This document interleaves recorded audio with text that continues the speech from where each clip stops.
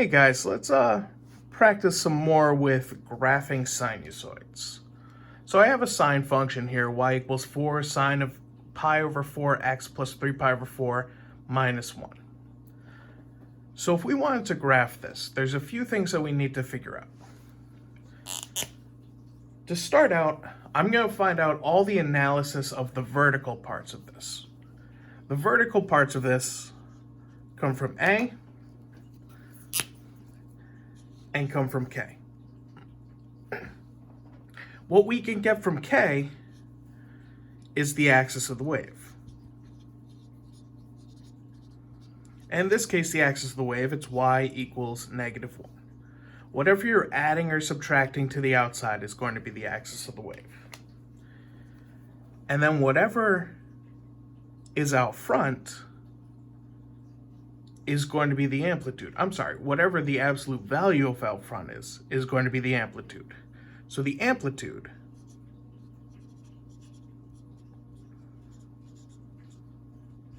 is 4.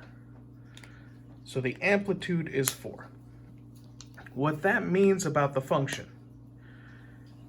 is that we're going to have a horizontal line at y equals negative 1, and we're going to go 4 above and 4 below. So that means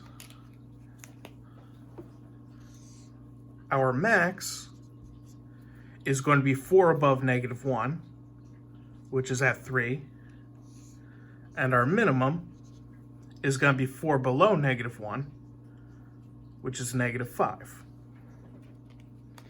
So we know where our middle of our function is, where our top of our function is, and where the bottom of our function is. And that's just from these two pieces, whatever your A is and whatever your K is. So that's all the vertical information that we need. So if I were to just take a graph,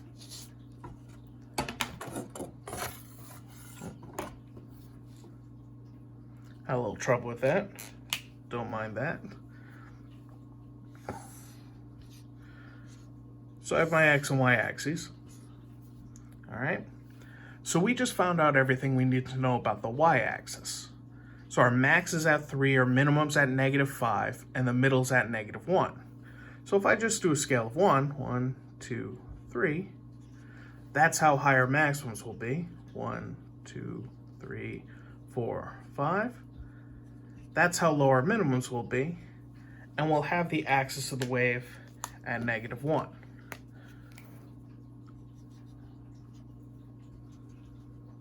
So that's where our middle is going to be.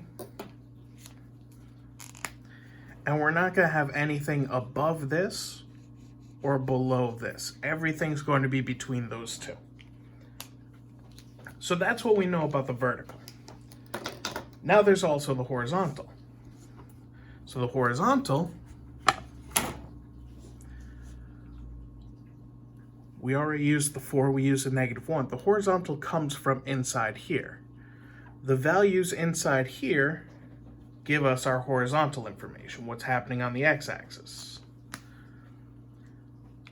The first thing we do, whenever we have this, the first thing you do is just look at that expression. I'm ignoring the sign and the minus 1. I'm just looking at what's inside the parentheses.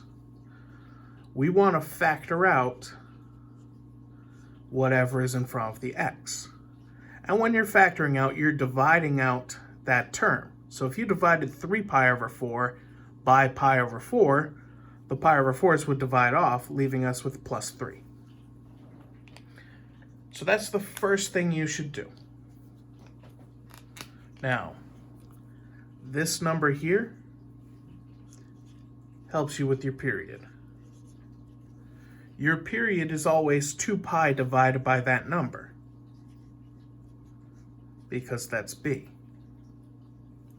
So it's 2 pi divided by pi over 4. Dividing by a fraction is the same as multiplying by the reciprocal. So dividing by pi over 4 is the same as multiplying by 4 over pi. The pi's divide off, leaving us with 8. So that's our period. Our period is 8.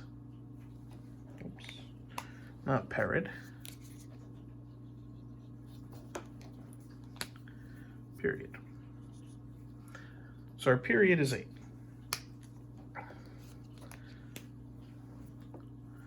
What this 3 tells us, it's supposed to look like, inside, it's supposed to look like b times x minus h. That's how it's supposed to look. So it's supposed to be minus h. So that means it's x minus negative 3. That's telling us our phase shift. So our phase shift is negative 3, which means negative is to the left.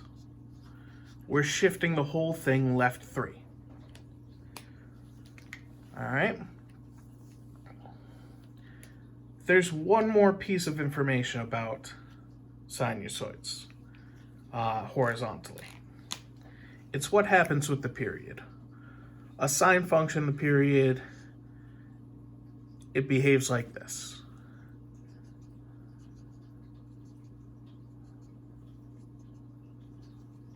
There's really 1, 2, 3, 4 sections of it. Every quarter of a period, we follow our pattern. We start at the axis of the wave, then go to the maximum, back to the axis, then to the minimum, back to the axis, and then we start over. So from the axis to the maximum, axis minimum, axis maximum, axis minimum, axis maximum, axis minimum, following that pattern. And that happens every 4 gives us a whole period. So if we had a quarter of a period is 1/4 of 8,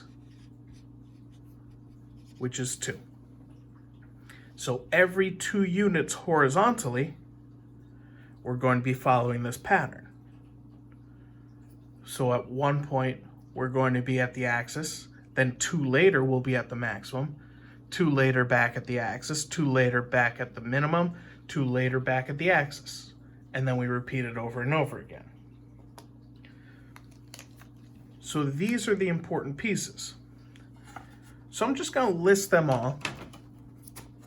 List everything that we got from that equation. So our equation was y equals 4 sine of pi over 4 x plus 3 pi over 4 minus 1. So the things we found out about this was that the amplitude is 4, our axis of the wave is y equals -1, our max is 4 above -1, so that's at 3, our minimum is 4 below -1, so that's -5.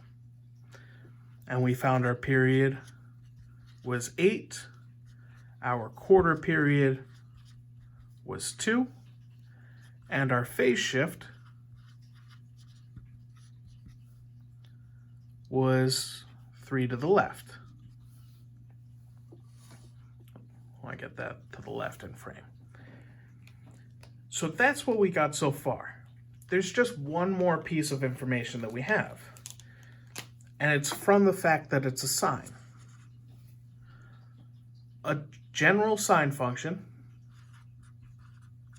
it starts at the axis of the wave, and it's positive,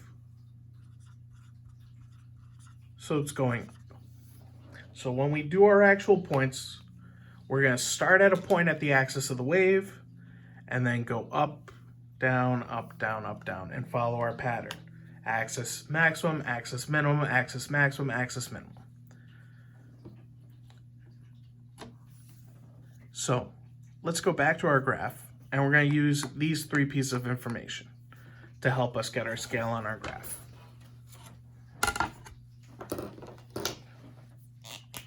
So on the x-axis, the critical piece of information, we had a period of 8, we had a quarter period of 2, and a phase shift left 3.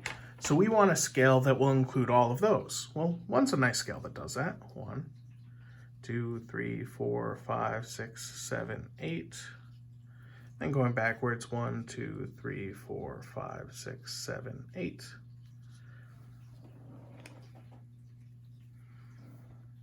I'll just do, since I had room for an extra tick mark on either side, I'll just do it.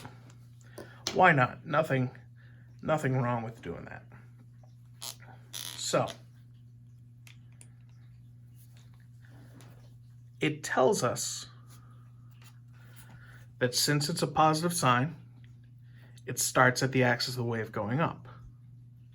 If there was no phase shift, we would be starting right here, right at that point. And then we go maximum, axis, minimum, axis, so on and so forth, following the pattern. But there is a phase shift. That point gets moved over 3 units to the left. That was our phase shift. So instead of starting here, we're starting 1, 2, 3 units to the left. So we're at the axis of the wave. 3 units to the left of the y-axis is where we start our sign. And it's a positive sign, so we go up. So axis. Then 2 later, we're at the maximum. 2 later, we're back at the axis. 2 later, we're at the minimum. 2 later, back at the axis. 2 later, a quarter period back at the maximum. 2 later, back at the axis. And then going backwards, it'd be 2 before, we're at the minimum. 2 before axis. 2 before maximum. So we have these points. All that's left is to connect them with the curve.